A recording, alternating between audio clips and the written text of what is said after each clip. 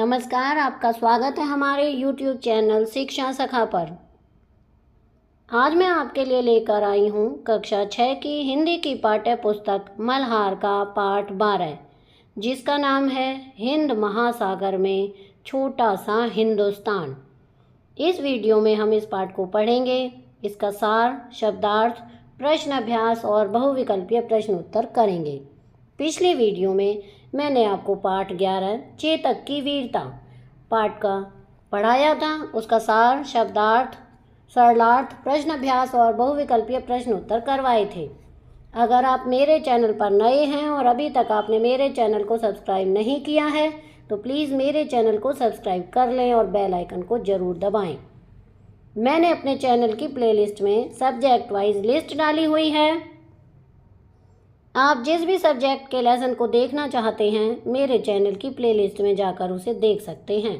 तो चलिए शुरुआत करते हैं पाठ 12 हिंद महासागर में छोटा सा हिंदुस्तान।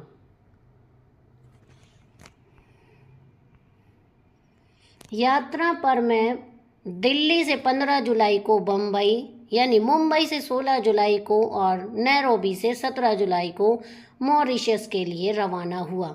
इधर से जाते समय नैरोबी केन्या की दुनिया में मुझे 1 रात और 2 दिन ठहरने का मौका मिल गया। अतएव मन में यह लोभ जग गया कि मॉरिशस के भारतीयों और अफ्रीकियों से मिलने के पूर्व हमें अफ्रीका के शेरों से मुलाकात कर लेनी चाहिए। जहाज यानी विमान दूसरे दिन शाम को मिलने वाला था। अतएव हम जिस दिन नैरोबी पहुंचे उसी दिन नेशनल पार्क में घूमने को निकल गए। नैरोबी का नेशनल पार्क चिड़ियाघर नहीं है। शहर से बाहर बहुत बड़ा जंगल है जिसमें घास अधिक, पेड़ बहुत कम है, लेकिन जंगल में सर्वत्र अच्छी सड़कें बिछी हुई हैं और पर्यटकों की गाड़ियां उन पर दौड़ती ही रहती हैं। हमारी गाड़ी को भी काफ़ी देर तक दौड़ना पड़ा मगर सिंह कहीं भी दिखाई नहीं पड़े। एक जगह सड़क पर 2 मोटरें खड़ी थीं, उन पर तरह तरह के बंदर और लंगूर चढ़े हुए थे। पर्यटक लोग इन बंदरों को कभी कभी फल या बिस्कुट खाने को दे देते थे, अतः मोटर के रुकते ही बंदर उसे घेर लेते हैं।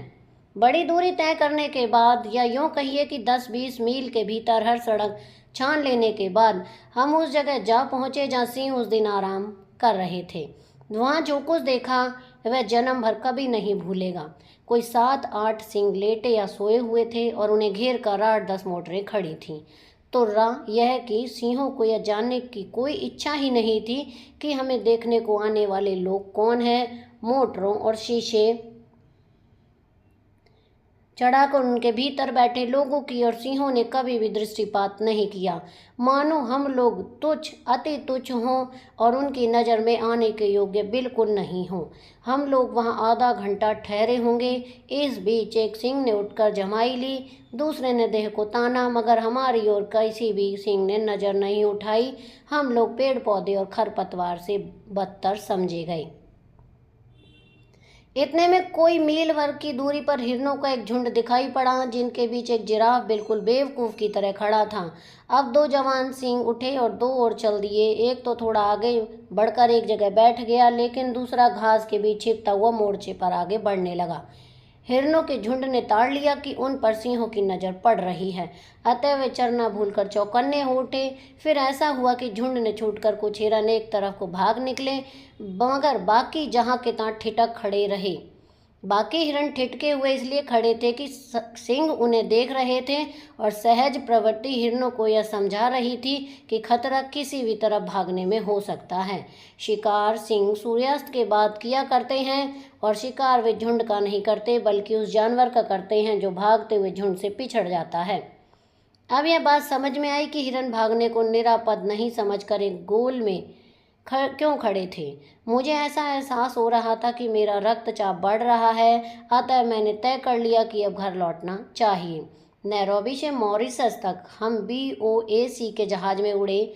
जहाज़ नैरोबी से 4 बजे शाम को उड़ा और 5 घंटे की निरंतर उड़ान के बाद जब वह मॉरिशस पहुंचा तब वहां रात के लगभग 10 बज रहे थे। रात थी, अंधेरा था, पानी बरस रहा था, मगर तब भी हमारे स्वागत में बहुत लोग खड़े हुए थे। हवाई अड्डे के स्वागत का समा देखकर यह भाव जगे बिना नहीं रहा कि हम जहां आए हैं वह छोटे पैमाने पर भारत ही है। मॉरिशस द्वीप भूमध्य रेखा से कोई 20 डिग्री दक्षिण की ओर देशांतर रेखा 60 के बिल्कुल पास, किंतु उसे पश्चिम की ओर बसा हुआ है। मॉरिशस की लंबाई 29 मील और चौड़ाई कोई 30 मील है। वैसे पूरे मॉरिशस द्वीप का रकबा 720 वर्ग मील आंका जाता है। यह द्वीप हिंद महासागर का मोती है, भारत समुद्र का सबसे खूबसूरत सितारा है। मॉरिशस वह देश है जिसका कोई भी हिस्सा समुद्र से 15 मील से ज़्यादा दूर नहीं है। मॉरिशस वह देश है जहाँ की जनसंख्या के 67% लोग भारतीय खानदान के हैं और जहाँ 53% लोग हिंदू हैं। मॉरिशस वह देश है जिसकी राजधानी पोर्ट लुई की गलियों के नाम कलकत्ता, मद्रास, हैदराबाद और बम्बई हैं तथा जिसके पूरे मोहल्ले का नाम काशी है। मॉरिशस वह देश है जहाँ बनारस भी है, गोकुल भी है और ब्रह्म स्थान भी। मॉरिशस वह देश है जहाँ माध्यमिक स्कूलों को कॉलेज कहने का रिवाज है। चूँकि मॉरिशस की हिंदुओं में से अधिकतर बिहार और उत्तर प्रदेश के लोग हैं, इसलिए हिंदी का मॉरिशस में व्यापक प्रचार है। मॉरिशस की राजभाषा अंग्रेजी, किंतु संस्कृत की भाषा फ्रेंच है, मगर जनता वहाँ क्रेओल बोलती है। क्रेओल का फ्रेंच से वही संबंध है जो संबंध भोजपुरी का हिंदी से है, और क्रेओल के बाद मॉरिशस की दूसरी जनभाषा भोजपुरी को ही मानना पड़ेगा। प्राय सभी भारतीय भोजपुरी बोलते अथवा उसे समझ लेते हैं। यहाँ तक कि भारतीयों के पड़ोस में रहने वाले चीनी भी भोजपुरी बखूबी बोल लेते हैं। किंतु मॉरिशस की भोजपुरी शाहाबाद या सारन की भोजपुरी नहीं है। उसमें फ्रेंच के इतने संख्या पद घुस गए हैं कि आपको बार बार शब्दों के अर्थ पूछने पड़ेंगे।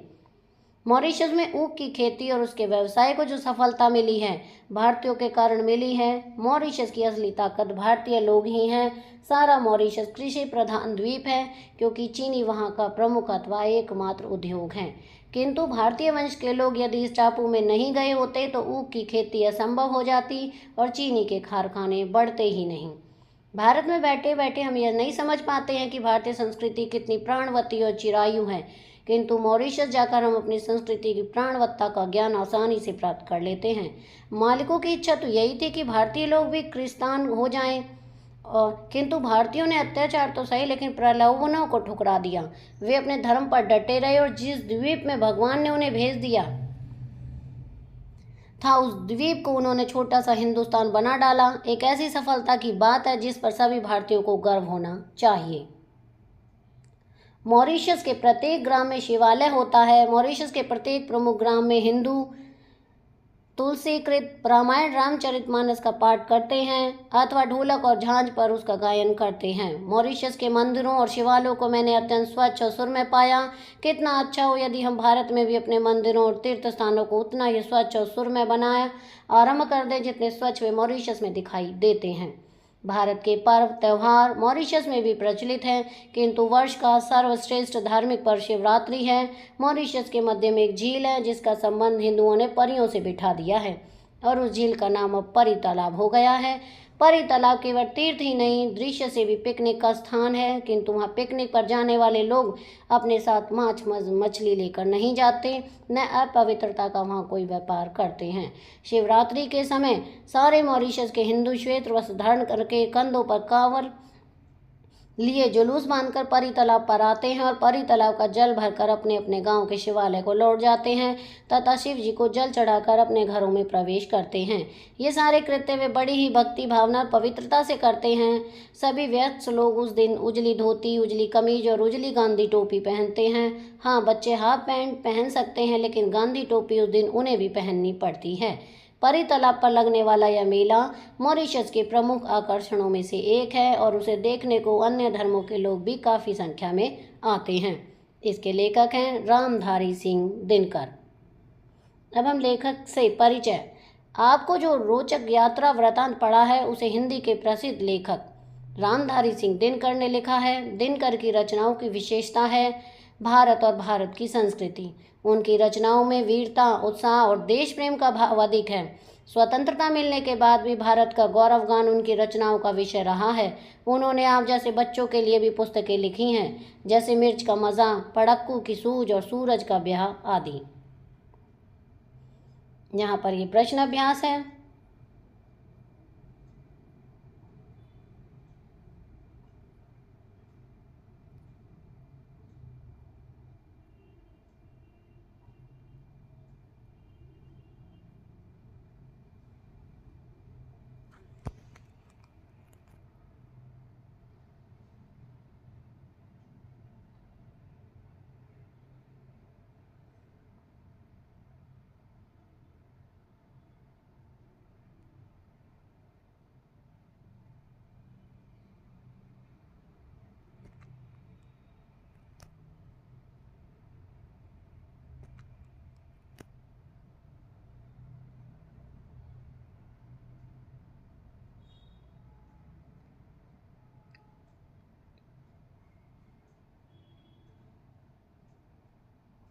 अब हम इस पाठ का सार करेंगे।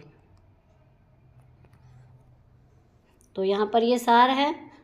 अगर आप इसे लिखना चाहते हैं या पढ़ना चाहते हैं तो वीडियो को रोककर आप तो लिख सकते हैं और पढ़ सकते हैं।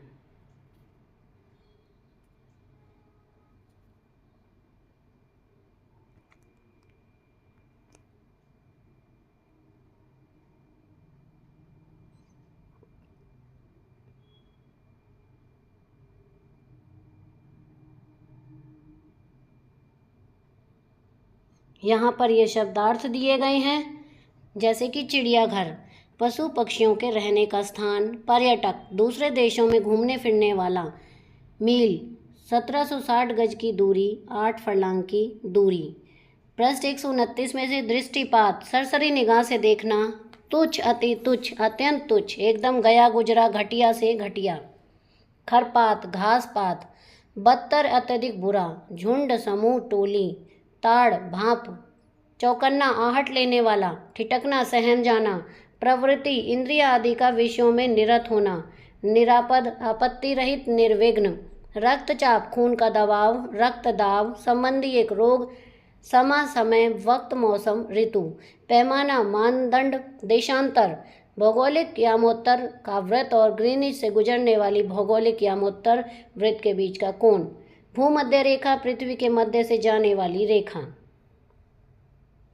पृष्ठ 130 से रकबा क्षेत्रफल, संस्कृति संस्कृत रूप देने की क्रिया। पृष्ठ 131 चिरायु लंबी उम्र वाला, दीर्घायु, प्राणवत्ता जीवित रहने की अवस्था। पृष्ठ 132 टापू जमीन का वह भाग जो चारों ओर जल से घिरा हो, सुरमय अत्यंत मनोहर और रमणीय।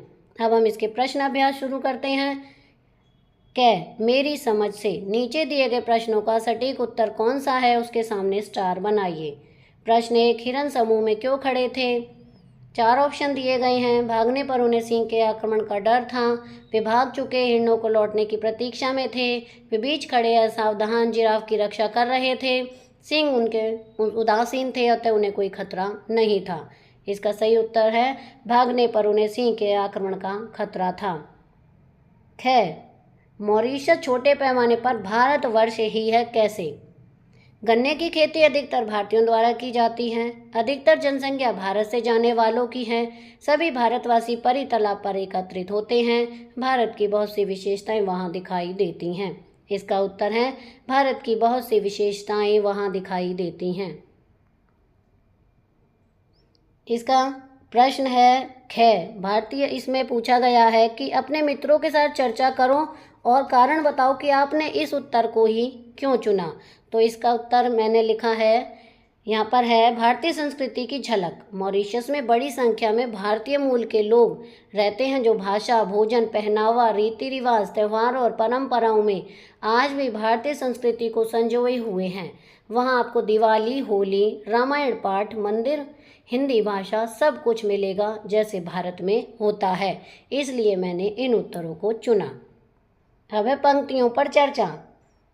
भारत में बैठे बैठे हम यह नहीं समझ पाते हैं कि भारतीय संस्कृति कितनी प्राणवती और चिरायु है, किंतु मॉरिशस जाकर हम अपनी संस्कृति की प्राणवत्ता का ज्ञान आसानी से प्राप्त कर लेते हैं।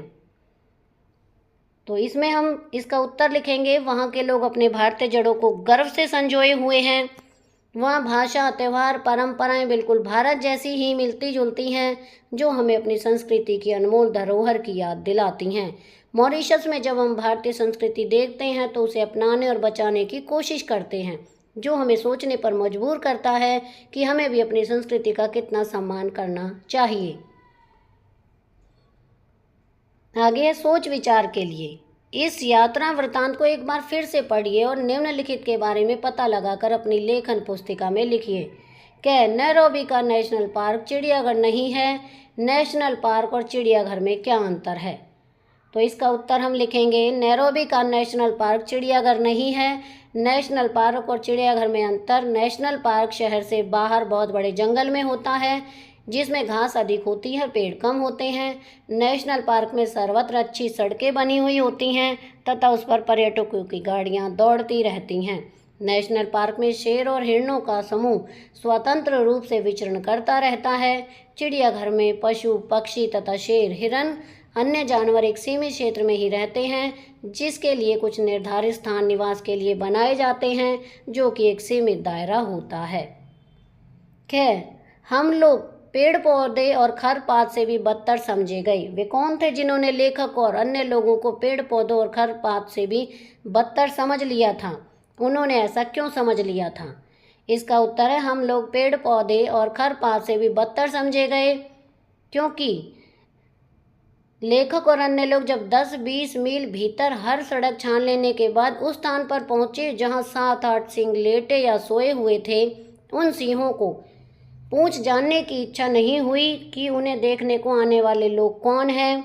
उन सिंहों ने कभी भी दृष्टिपात नहीं किया, मानो ये लोग तुच्छ अति तुच्छ हों और उनकी नज़र में आने के योग्य बिल्कुल भी ना हों। एक सिंह ने उठकर जमाई ली, दूसरे ने देह को ताना, मगर उनकी ओर नज़र नहीं उठाई।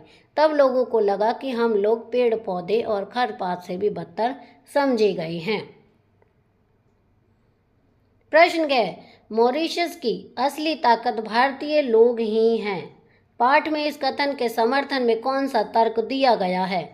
उत्तर, भारत की असली ताकत भारतीय लोग ही हैं। मॉरिशस वह देश है जहां की जनसंख्या 67% लोग भारतीय खानदान के हैं, जहां 53% लोग हिंदू ही हैं।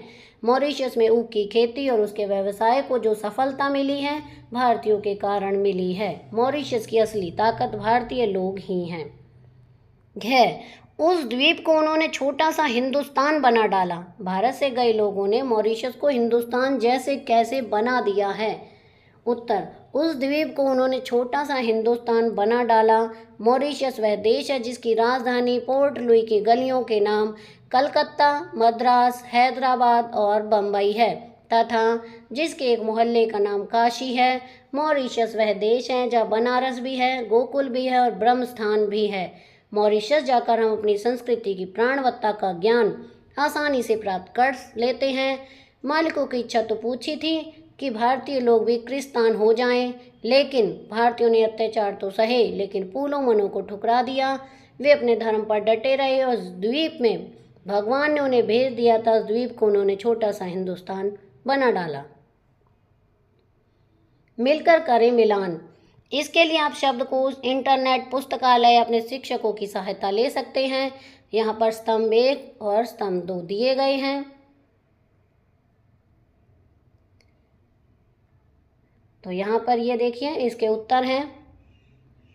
पहले का मिलान होगा तीसरे से, दूसरे का मिलान होगा पहले से, तीसरे का मिलान होगा चौथे से, पांचवें का मिलान होगा सातवें से, छठे का मिलान होगा नौवें से, आठवें का मिलान होगा पांचवें से, नौवें का मिलान होगा आठवें से। अब आगे हैं यात्रा वृतांत की रचना। इतने में कोई मील भर की दूरी पर हिरणों का झुंड दिखाई पड़ा। अब 2 जवान सिंह उठे और 2 और को चल दिए। एक तो थोड़ा सा आगे बढ़कर एक जगह बैठ गया, दूसरा घास के पीछे छिपता हुआ मोर्चे पर आगे बढ़ने लगा। इन वाक्यों को पढ़कर ऐसा लगता है मानो हम लेखक की आंखों में स्वयं वह दृश्य देख रहे हों जहां का वर्णन लेखक ने किया है। यह इस यात्रा वृतांत की एक महत्वपूर्ण विशेषता है। यदि आप इस यात्रा वृतांत को थोड़ा और ध्यान से पढ़ेंगे तो आपको और भी बहुत सी विशेषताएं पता चलेंगी। तो कौन कौन सी हैं? तो यहाँ पर देखिए, आपकी रचना की विशेषता, इसमें स्पष्टता और भावपूर्ण अभिव्यक्ति। आपकी बात साफ और भावपूर्ण है। आपने यह दर्शाया है कि भारत में रहकर भी हम अपनी संस्कृति की गहराई पूरी तरह से महसूस कर पाते हैं, जबकि विदेश में जाकर वह अनुभव अधिक प्रगाढ़ होता है। दूसरा है तुलनात्मक दृष्टिकोण। आपने भारत और विदेश के अनुभवों की तुलना की। यह तुलना पाठक को विषय को बेहतर समझने में मदद करती है। नंबर 3, कारण और परिणाम स्पष्ट हैं। आपने वजह बताई कि क्यों भारत में रहकर यह एहसास कम होता है और विदेश में क्यों अधिक होता है। अब है अनुमान या कल्पना। अपने समूह में मिलकर चर्चा करें। कै मॉरिशस वह देश है जहां बनारस भी है, गोकुल भी है और ब्रह्म स्थान भी। मॉरिशस में लोगों ने गली मोहल्लों के नाम इस तरह क्यों रखे हैं? इसका कारण है तो पहला है भारत से जुड़ी स्मृतियां बनाए रखना। लोगों ने भारत छोड़ दिया था लेकिन वे अपने पुराने स्थानों को नहीं भूले। उन्होंने उन्हीं नामों से गलियों को नाम दिया ताकि उन्हें भारत की याद बनी रहे। नंबर 2, सांस्कृतिक पहचान को बनाए रखना। उन नामों से पता चलता है कि वे किस संस्कृति से जुड़े हैं। नंबर 3, धार्मिक भावना। जैसे गोकुल, ब्रह्मस्थान आदि धार्मिक स्थल हैं तो इन्हीं नामों से वे अपनी धार्मिक आस्था भी व्यक्त करते हैं। नंबर 4, नई जगह में अपनापन महसूस करना। पुराने नामों से नई जगह पर उन्हें अपनापन और मानसिक संतुलन मिलता है। कोई 7-8 सिंह लेटे या सोए हुए और उन्हें घेरकर 8-10 मोटरें खड़ी थीं। आपने पढ़ा कि केन्या का राष्ट्रीय पार्क पर्यटकों से भरा रहता है। पर्यटक जंगली जानवरों को घेरे रहते हैं, इसका कारण उन पशुओं को कोई प्रभाव नहीं पड़ता। अपने उत्तर के कारण भी बताइए। हाँ, इनका उन पशुओं पर कोई प्रभाव पड़ा होगा। कारण जब बहुत सारे पर्यटक एक साथ राष्ट्रीय उद्यान में पहुंचते हैं तो वहां का शोर शराबा, गाड़ियों का धुआं, इंसानों की मौजूदगी से जंगली जानवर डर सकते हैं, तनाव में आ सकते हैं या अपनी प्राकृतिक व्यवहार में बदलाव कर सकते हैं। आगे है हिरणों का एक झुंड दिखाई पड़ा जिनके बीच एक जिराफ बिल्कुल बेवकूफ़ की तरह खड़ा था। सिंहों के आसपास होने के बाद भी जिराफ क्यों खड़ा रहा होगा? उत्तर है, जिराफ अक्सर शांत स्वभाव का होता है और तुरंत डरकर भागता नहीं है। 2, हो सकता है शेर का ध्यान हिरणों पर हो। जिराफ को यह एहसास हो गया हो कि वह उसका निशाना नहीं है। 3, कभी कभी जानवर खतरे को नज़रअंदाज कर देते हैं या उन्हें स्थिति की गंभीरता का अंदाजा नहीं होता है, इसलिए जिराफ शेर के पास होते हुए भी बिना डरे खड़ा रहा। मॉरिशस के मध्य में एक झील है जिसका संबंध हिंदुओं ने परियों से बिठा दिया है और उस झील का नाम अब परी तालाब हो गया है। उस झील का नाम परी तालाब क्यों पड़ा होगा? कारण यह स्थान बहुत शांत, सुंदर और प्राकृतिक था, जिसे देखकर लोगों को ऐसा लगा जैसे वहाँ परियां निवास करती हों। 2, हिंदू धर्म में प्राकृतिक स्थानों को पवित्र माना जाता है। इस झील को भी एक पवित्र स्थल माना गया और वहाँ धार्मिक अनुष्ठान होने लगे, इसलिए लोगों ने इसे परी तालाब कहना शुरू कर दिया। परी मतलब दिव्य शक्ति और तालाब मतलब झील। इस तरह यह नाम लोगों की धार्मिक आस्था और प्राकृतिक सौंदर्य के कारण पड़ा। आगे है आपको यह जानकर आश्चर्य होगा कि लगभग 50 साल पहले परी तालाब का नाम बदलकर गंगा तालाब कर दिया गया है। मॉरिशस के लोगों ने यह नाम क्यों रखा होगा?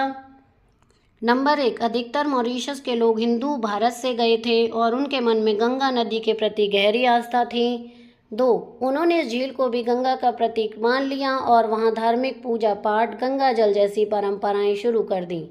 अपनी संस्कृति और आस्था को जीवित रखने के लिए उन्होंने इसका नाम गंगा तालाब रख दिया। इसलिए यह झील मॉरिशस में बसे भारतीयों की धार्मिक भावना का प्रतीक बन गई। अब है शब्दों की बात।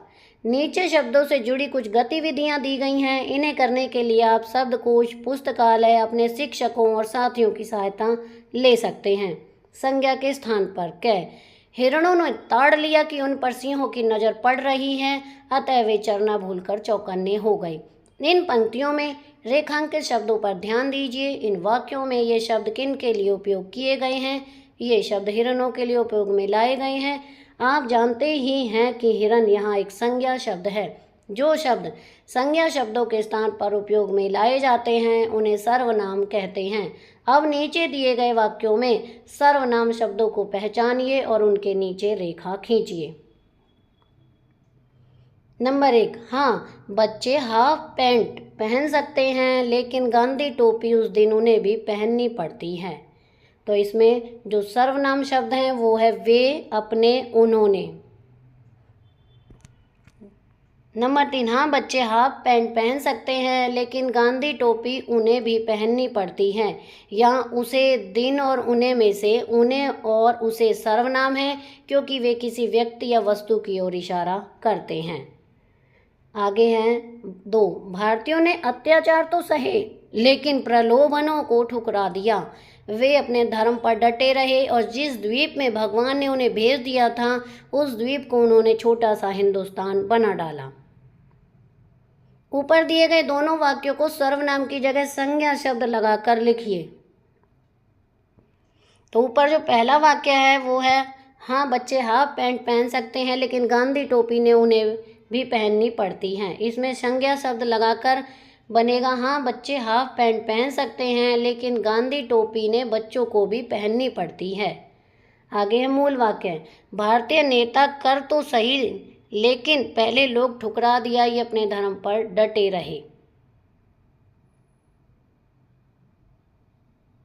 संज्ञा लगाकर, भारतीय नेता कहते तो सही लेकिन पहले लोगों को ठुकरा दिया, लोग अपने धर्म पर डटे रहे। दूसरा, जिस द्वीप में भगवान ने भेज दिया था द्वीप को उन्होंने छोटा सा हिंदुस्तान बना डाला। संज्ञा, तो इसमें संज्ञा लगेगी, जिस द्वीप में भगवान ने भेज दिया था द्वीप को लोगों ने छोटा सा हिंदुस्तान बना डाला। अब है पहचान पाठ के आधार पर। आपने इस यात्रा वृतांत में 3 देशों के नाम पढ़े, भारत, केन्या और मॉरिशस। पुस्तकालय या कक्षा में उपलब्ध मानचित्र पर भारत को तो आप सरलता से पहचान ही लेंगे, पाठ में दी गई जानकारी के आधार पर बाकी दोनों देशों को पहचानिए।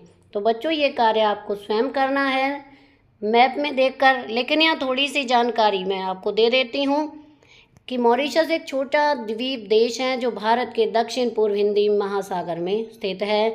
यह भारत से काफ़ी दूर है लेकिन सांस्कृतिक रूप से भारत से जुड़ा हुआ है। मानचित्र में पहचानें, भारत के नीचे हिंद महासागर में छोटे द्वीपों को देखें। मॉरिशस हिंद महासागर के बीच में एक द्वीप है जिसे आसानी से मानचित्र पर पाया जा सकता है। अब है अन्य देशों की पहचान। अगर तीसरे देश का नाम पाठ में आया है तो उसके बारे में भी उसी तरह जानकारी लेकर यहाँ पर करना है। पाठ से आगे आपकी बात, कह वहाँ जो देखा वह जन्म भर कभी नहीं भूलेगा। क्या आपने कभी ऐसा कुछ देखा, सुना या पढ़ा है जिसके बारे में आपको लगता है कि आप उसे कभी नहीं भूल सकेंगे? उसके बारे में अपने समूह में बताइए। तो उत्तर मैंने लिखा है यहाँ पर, हाँ ऐसा बहुत कुछ होता है जो ज़िंदगी में एक बार देखने या सुनने या हमारे दिल दिमाग में गहरे उतर जाता है और हम उसे कभी नहीं भूल पाते। जैसे पहली बार अपने देश की स्वतंत्रता दिवस पर झंडा देखकर जो गौरव महसूस होता है, बचपन में कोई बड़ा त्यौहार या उत्सव जिसमें परिवार के साथ खूब खुशियाँ मनाई हों, किसी ऐसी घटना या कहानी को सुनना जो हमारे दिल को छू जाए, जैसे किसी वीर योद्धा की बहादुरी, या फिर कोई खास जगह जैसे पहाड़ों की खूबसूरती या समंदर की लहरें जो हमेशा याद रह जाती हैं। आगे है ख, हमें अफ्रीका के शेरों से मुलाकात कर लेनी चाहिए। मुलाकात शब्द का अर्थ है मिलना, लेकिन यह मुलाकात शब्द का भाव है शेरों को पास से देखना। सजीव देखना, भेंट करना आदि शब्दों का प्रयोग भी किया जाता है। अपनी बात को और अधिक सुंदर और अनोखा रूप देने के लिए शब्दों के इस प्रकार के प्रयोग किए जाते हैं। आपने अब तक किन किन पशु पक्षियों से मुलाकात की, वह मुलाकात कहाँ हुई थी, बताइए। तो यहाँ पर उत्तर है, मैंने अब तक कई पशु पक्षियों से मुलाकात की है। चिड़ियाघर में मैंने शेर, हाथी, भालू और बंदर देखे। उद्यान में तोता, कबूतर, मैना और कौवे को उड़ते और चहचहाते देखा। गांव में मैंने गाय, बकरी और कुत्ते के करीब गया हूँ। हर मुलाकात में कुछ नया देखने और समझने को मिलता है, जैसे शेर का रौद्र रूप और तोते की बोलने की कोशिश। यह एक ऐसी सफलता की बात है जिस पर सभी भारतीयों को गर्व होना चाहिए। आपको किन किन बातों पर गर्व होता है, बताइए। तो बच्चों ये उत्तर आपको स्वयं करना है।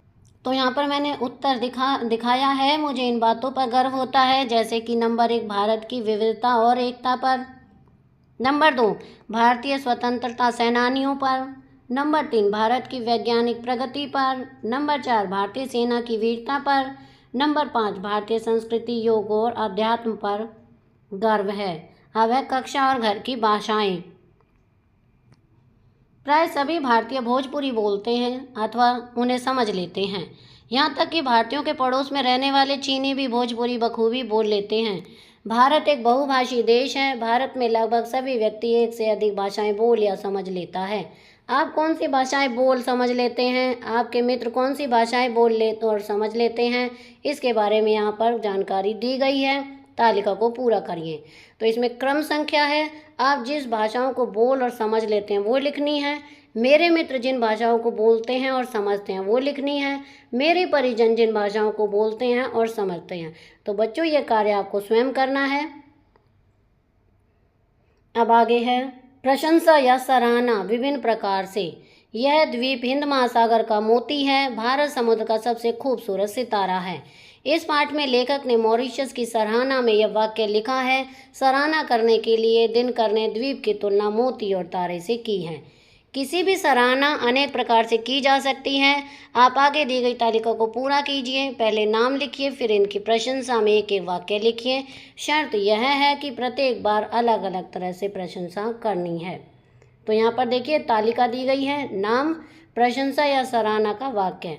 तो इसमें स्वयं, परिजन, शिक्षक, मित्र, पशु, स्थान, सब्जी और पेड़, ये सब आने हैं। तो आपको जो सही लगे आप वो यहाँ भर सकते हैं। जैसे कि एक मैंने यहाँ उदाहरण दिया हुआ है, अच्छे काम के लिए आपने बहुत ही मेहनत और लगन से काम किया है, सच में सराहना के योग्य है। आपका काम देखकर बहुत अच्छा लगा, आपने बहुत सुंदर तरीके से किया है। दूसरा, किसी की सोच या विचार के लिए आपका विचार बहुत ही प्रेरणादायक है, इससे दूसरों को भी कुछ नया सीखने को मिलेगा। आपने जिस समझदारी से बात कही वह बहुत प्रभावशाली लगी। किसी की मदद या व्यवहार के लिए आपका सहयोग बहुत कीमती रहा, इसके लिए धन्यवाद और सराहना करता हूँ। आपने जिस तरह से मदद की वह वाकई प्रशंसनीय है। अब है चित्रात्मक सूचना। नीचे दिए गए चित्र को देखो, इसमें चित्रों के साथ बहुत कम शब्दों में कुछ जानकारी दी गई है, इसे चित्रात्मक सूचना कहते हैं। तो इस चित्र को देखना है। तो इस चित्रात्मक सूचना के आधार पर मॉरिशस के बारे में एक अनुच्छेद लिखिए। तो यहाँ पर मैंने लिखा हुआ आपको दिखाया हुआ है, एक छोटा सा हिंदुस्तान। मॉरिशस हिंद महासागर में स्थित एक सुंदर द्वीप देश है। यह भारत से बहुत दूर होते हुए भी भारतीय संस्कृति की गहराई से जुड़ा हुआ है। यहाँ की आबादी में बड़ी संख्या में भारतीय मूल के लोग रहते हैं। मॉरिशस का झंडा 4 रंगों का होता है, लाल, नीला, पीला और हरा, जो इसकी विविधता, समुद्र, सूर्य और हरियाली को दर्शाते हैं। यहाँ हिंदू मंदिर, मस्जिद और गिरजाघर मिलकर धार्मिक एकता को दिखाते हैं। भारतीय त्यौहार जैसे होली, दिवाली और महाशिवरात्रि बड़े उत्साह से मनाए जाते हैं। मॉरिशस को सही मायने में छोटा सा हिंदुस्तान कहा जा सकता है, जहाँ भारतीयता हर कोने में बसी हुई है। खैर, अपनी पसंद के किसी विषय पर इसी प्रकार की चित्रात्मक सूचना की रचना कीजिए। जैसे आपका कोई विद्यालय, कोई विशेष दिवस, आपने जीवन की कोई विशेष घटना। तो यहाँ पर मैंने आपको दिखाया है, तो मैं इसमें मेरा विद्यालय पर लिखूंगी। शीर्षक, स्वच्छ, सुंदर और सीखने का मंदिर मेरा विद्यालय। चित्रात्मक विवरण, विद्यालय का मुख्य द्वार जहाँ ज्ञान की शक्ति है लिखा हुआ है। हरे भरे पेड़, फूलों की क्यारियाँ और स्वच्छ परिसर। बच्चे यूनिफॉर्म में प्रार्थना करते हुए कक्षा में शिक्षक पढ़ा रहे हैं और बच्चे ध्यान से सुन रहे हैं। बच्चे यूनिफॉर्म में प्रार्थना करते हुए कक्षा में शिक्षक पढ़ा रहे हैं और बच्चे ध्यान से सुन रहे हैं। पुस्तकालय में पुस्तक पढ़ते छात्र, विज्ञान प्रयोगशाला में प्रयोग करते बच्चे, कंप्यूटर लैब, खेल का मैदान और योगा कक्ष। दीवार पर नैतिक शिक्षा से जुड़े स्लोगन और चित्र। अब विवरणात्मक अनुच्छेद, मेरा विद्यालय स्वच्छता, अनुशासन और ज्ञान का प्रतीक है। यहाँ पढ़ाई के साथ साथ खेल, कला और तकनीकी शिक्षा पर भी ध्यान दिया जाता है। विद्यालय का वातावरण शांति और प्रेरणा से भरा होता है। शिक्षकों का व्यवहार मित्रवत है और वे हमें आगे बढ़ने की प्रेरणा देते हैं। यह विद्यालय मेरे जीवन का दूसरा घर है। अब है हस्ताक्षर। आप जानते ही हैं कि यह पाठ हिंदी के प्रसिद्ध लेखक रामधारी सिंह दिनकर ने लिखा है, जो अपने कुछ इस प्रकार लिखते हैं। ये देखिए, रामधारी सिंह दिनकर के सिग्नेचर है ये, यानी हस्ताक्षर। अपनी पहचान प्रकट करने के लिए अपने नाम को किसी विशेष तरीके से लिखने को हस्ताक्षर कहते हैं। हस्ताक्षर का प्रयोग व्यक्ति को जीवन भर अनेक कार्यों के लिए करना होता है। आपके विद्यालय में भी आपसे हस्ताक्षर करवाए जाते हैं। आप प्रार्थना पत्रों के अंत में भी अपने हस्ताक्षर करते होंगे। हो सकता है कभी आपने अपने हस्ताक्षर निर्धारित ना किए हों। यदि नहीं भी किए हैं तो कोई बात नहीं, आप चाहें तो आज भी अपने हस्ताक्षर निर्धारित कर सकते हैं। नीचे दिए गए स्थान पर अपने हस्ताक्षर 5 बार कीजिए। ध्यान रखें कि आपके हस्ताक्षर एक जैसे हों, अलग अलग न हों। तो बच्चों, आपको वो कार्य खुद करना है, अपने अपने साइन करने हैं और ये ध्यान रखना है कि जो 5 साइन है वो एक जैसे हों, अलग अलग ना हों। अब है पत्र। यहाँ दिनकर का लिखा एक पत्र दिया जा रहा है, इसे पढ़िए और प्रश्नों के उत्तर दीजिए। पत्र पढ़कर नीचे दिए गए प्रश्नों के उत्तर अपने समूह में मिलकर खोजिए। तो पत्र यहाँ है। अब प्रश्न है कि क्या पत्र किसने लिखा है? उत्तर है पत्र रामधारी सिंह दिनकर ने लिखा है। ख, पत्र किसे लिखा गया है? उत्तर पत्र चतुर्वेदी जी को लिखा गया है। ग, पत्र किस तिथि को लिखा गया है? पत्र 8/7/1967 को लिखा गया है। घ, पत्र किस स्थान से लिखा गया है? उत्तर है पत्र सफदरजंग लेन, नई दिल्ली से लिखा गया है। ड़, पत्र पाने वाले के नाम से पहले किस शब्द का प्रयोग किया गया है? उत्तर है पत्र पाने वाले के नाम से पहले मान्यवर शब्द का प्रयोग किया गया है। लेखक ने अपने नाम से पहले अपने लिए क्या लिखा है? उत्तर है लेखक ने नाम से पहले अपने लिए आपका शब्द लिखा है। अब आगे है उलझन सुलझाओ। क, जहाज नैरोबी से 4 बजे शाम को उड़ा और 5 घंटों की निरंतर उड़ान के बाद जब वह मॉरिशस पहुंचा तब वहां रात के लगभग 10 बज रहे थे। तो यहाँ पर लिखा हुआ है कि 5 घंटे के बाद मॉरिशस पहुंचना चाहिए था, लेकिन वह पहुंचा लगभग 10 बजे। क्यों? आप इसका कारण पता करने के लिए अपने शिक्षकों या इंटरनेट की सहायता ले सकते हैं। खैर, नीचे 2 घड़ियों के चित्र दिए गए हैं, आपको उन्हें देखकर प्रश्नों के उत्तर देने हैं।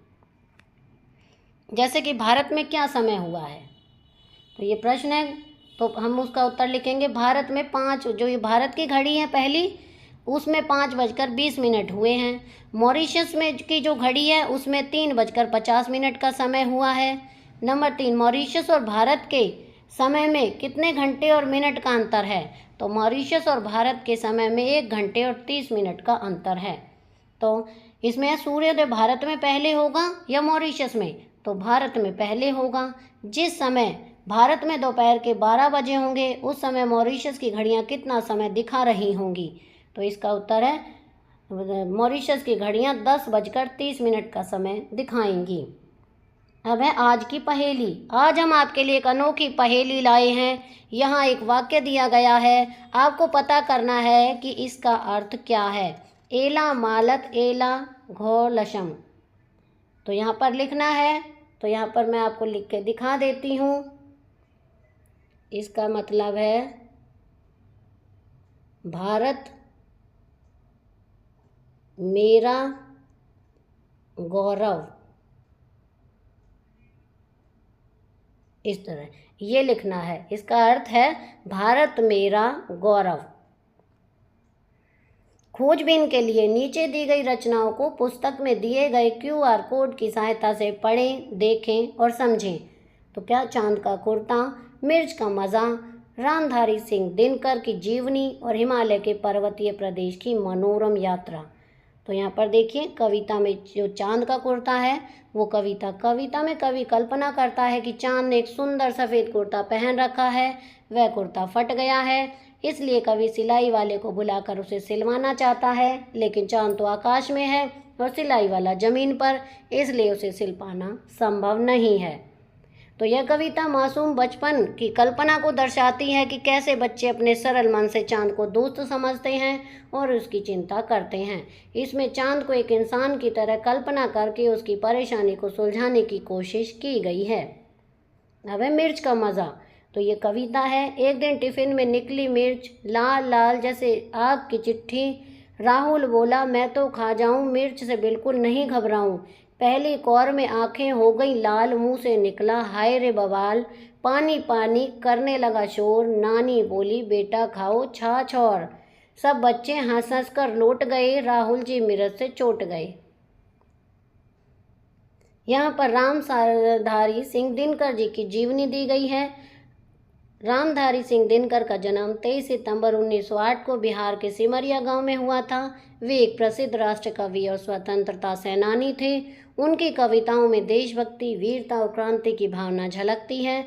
उन्होंने हिंदी में कई प्रसिद्ध रचनाएं लिखी। उनकी प्रसिद्ध काव्य रचनाएं हैं रश्मि रथी, परशुराम की प्रतीक्षा और संस्कृति के 4 अध्याय।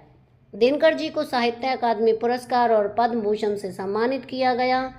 वे राज्यसभा के सदस्य भी रहे। उन्हें बच्चों और युवाओं से बहुत पसंद किया जाता था। उनका निधन 24 अप्रैल 1974 को हुआ। वे आज भी अपनी कविताओं के माध्यम से अमर हैं। अब है कि हिमालय के पर्वतीय प्रदेश की यात्रा। चौथा पॉइंट, खोजबीन के लिए में हिमालय के में पहला है, गर्मी की छुट्टियों में हम हिमालय की यात्रा पर गए। चारों ओर बर्फ से ढकी चोटियां बहुत सुंदर लग रही थीं।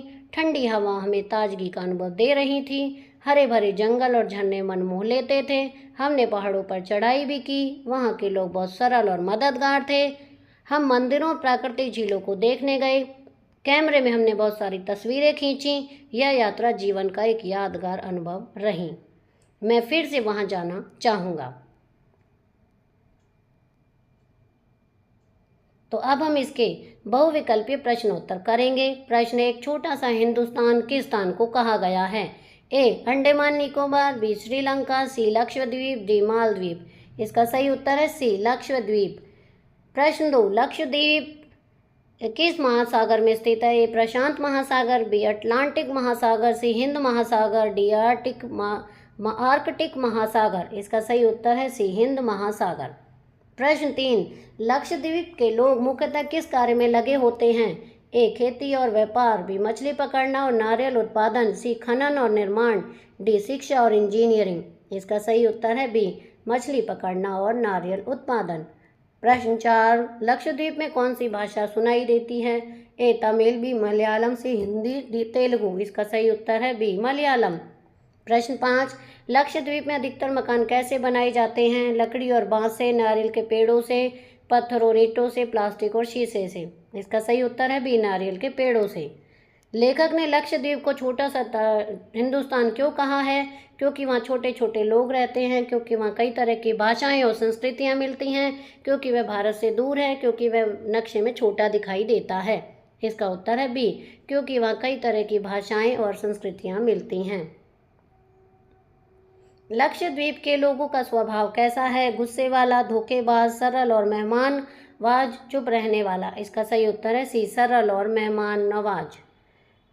लेखक लक्षद्वीप कैसे पहुंचे थे? ए, बस से, बी, रेलगाड़ी से, सी, हवाई जहाज और फिर नाव से, डी, साइकिल से। इसका सही उत्तर है सी, हवाई जहाज और फिर नाव से।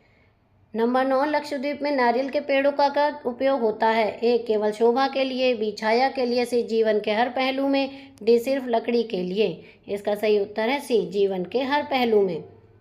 लेखक को लक्षद्वीप में कैसा अनुभव हुआ? ए, डराऊ, बी, थकाऊ, सी, शांत, सुंदर, आत्मीय, डी, भीड़ वाला।